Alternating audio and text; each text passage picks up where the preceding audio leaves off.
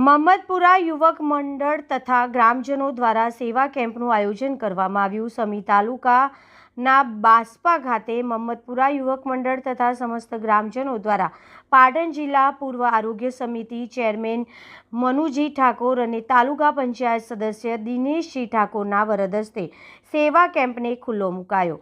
વરાણા ખાતે ખોડિયાર માતાજીનો મેળો મહાસુદ બીજથી મહાસુદ પૂનમ સુધી મેળો ચાલે છે, ત્યારે વરાણા ખોડિયાર માતાજીના દર્શનાર્થે આવતા યાત્રિકો માટે આજરોજ મહાસુદ છઠના દિવસે સેવા કેમ્પનો શુભારંભ કરાયો।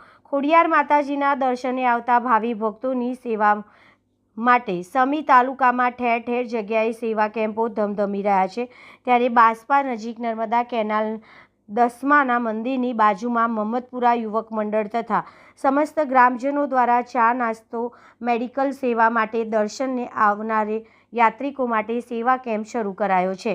આ સેવા કેમ્પમાં સમસ્ત મહમ્મદપુરા ગ્રામજનો દ્વારા યથાશક્તિ દાન આપી ધન્યતા અનુભવે છે। રિપોર્ટર પંકજ સાધુ।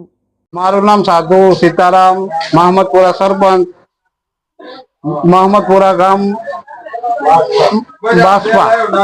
અમે કેમ્પનું આયોજન કરેલ છે મહમ્મદપુરા યુવક મંડળ ગ્રામ સમરસ દ્વારા।